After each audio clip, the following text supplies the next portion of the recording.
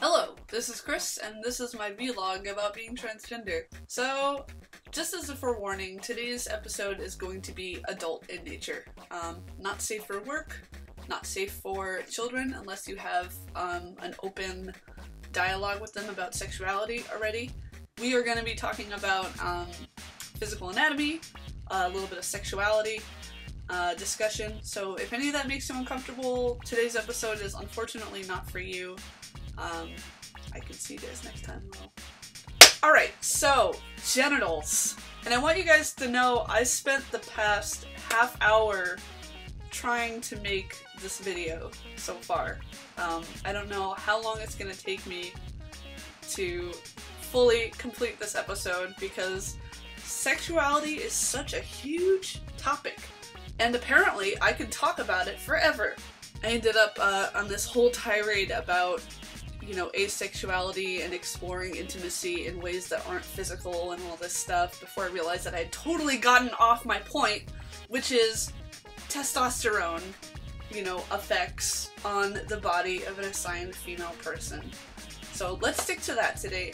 Maybe we can talk about more sexy topics if that's something that's interesting to my friends and family, which are the people who watch my videos. And my coworkers! What's up? Yeah, I have no shame, apparently. But yeah, okay, so genitals. Basically, in most cases, if you are an assigned female person, this is based at birth on your genitals. When you come out of the womb, they look down and they say it's a boy or a girl. And they make that decision based on what is between your legs. And we could go into a whole discussion about that, but we're not right now. The point is, when you are assigned female at birth, the decision is based on the fact that you have a vagina, and labia, and a clitoris. So you have that for most of your life. If not all of your life, that is what you are born with. And when you realize that you're transgender and you decide to go through the transition to move into a more physically masculine experience, you take testosterone, and changes occur, you know, with your body, your voice, your mind, blah blah blah blah blah, but also your genitals. So you will experience, most people I'm seeing experience what's known as growth. The clitoris is basically a small penis. It's the same kind of bundle of nerves. It serves a very similar purpose. It's more sensitive than a penis. 6th grade health class me used to know how much more times sensitive the clitoris is versus the penis, but I don't know anymore. But when you take testosterone, it causes growth in your clitoris. And now, that growth is pretty minimal when compared to an assigned male person's set of genitalia. But it is worth noting that that occurs. So in addition to that growth, you may also experience either dryness or more lubrication coming out of your body. I think that depends on the person and as well as the timeline of how long they've been on testosterone. That's something to talk about with your doctor if that's a concern to you. That was actually something that did concern me. That was the only major concern I actually had starting testosterone, was that I wouldn't be able to have penetrative sex the way that I had prior. And to answer a lot of questions that people have, yes, some transgender people do continue to enjoy penetrative sex the way they had prior to transitioning. So I talked to my doctor about that, and basically there is things that can be done if you want to prevent any like long-lasting dryness and what's known as vaginal atrophy, which happens when you don't, you don't use it, you lose it kind of thing, where, you know, the muscles atrophy. And it becomes harder for your anatomy to accommodate insertion of any kind. And there are things that can be done to prevent that, such as, you know, using sex toys or engaging in penetrative intercourse, or you can also take vaginal suppositories, which basically introduce a small amount of estrogen into your vagina. And it kind of just tells your genitals, like, hey, I know that there's like a lot of stuff going on like around you and above you, but it's alright. You can chill. You got this. But yeah, in tandem with clitoral growth and, you know, changes of sensation occurring in your genitals, trans people, people who are transitioning on testosterone, may also experience a change in not only the level of your libido, but the quality of your libido. I don't want to talk too much about my experience because I don't want to creep anybody out who knows me and has watched these videos, but you know, I need to use real life examples, so here we go. I noticed that, watch, I'm blushing.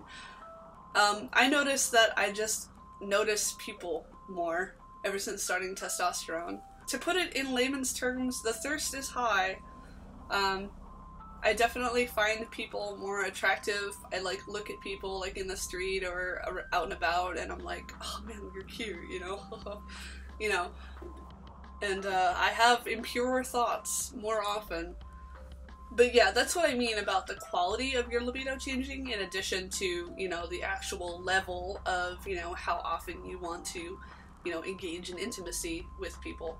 I'm trying to remember his name. I'll probably put a thing here like I did last time with the person's name. I was I was listening to This American Life at one point, and there was a story about a transgender guy who liked women, and he just experienced this huge, you know, rush of massive interest that he never had before in women, to the point where he saw some girl's leg and got turned on or something. I don't experience anything like that, but it does change. You know, in some kind of way, your idea of sexuality will change. So if I could give any advice to other, you know, trans people who are taking testosterone and are getting ready for those changes to occur, buy some sex toys. I mean, I would give that advice to anybody, to be honest. You should always be trying to be in touch with your own body, and you should try to know what you like. You know, don't just coast through life hoping somebody figures out what makes you feel good, because you can find that out for yourself, and then you can tell people, and it'll be awesome. And I would say, you know, masturbate, you know, find out what's going on in your body, because things that felt good previously might not feel as good now, and new things might, you know, really get you going. And it's important to be in touch with your body as much as you can, especially during this time of change, because things are confusing enough, you know, with your family, with your work, with you know, your voice, your acne. You feel like a big weird monster, and then you have boners all the time, and that's hard and weird, literally. I can't believe I went that long without saying boner on my video. Oh yeah, also, I'm a little bit soft goth now. I hope you guys are enjoying it. I certainly am. I was tired of the surfer NSYNC look that I was rocking for a while there. I'm digressing. I said boner, and now the video is over because I completely lost all seriousness associated with this video. So yeah, that's it. I'm sure there's a lot more I could say. If you have any questions, feel free to just ask. I'm a lot more candid when I'm talking via text than I am, you know, face to face. This is a little bit of a challenge for me, because I'm a big nerd. And my next video should be next week, when I take my 3rd shot of testosterone, and I might actually make a video of that so you guys can actually see what's going on, now that I know it doesn't hurt that bad, and I can probably just do it on camera. So yeah, forewarning, the next video might have needles. Yeah. So, watch out! So yeah, comment if you have any questions, and I hope you guys have a fantastic rest of your week. And yeah.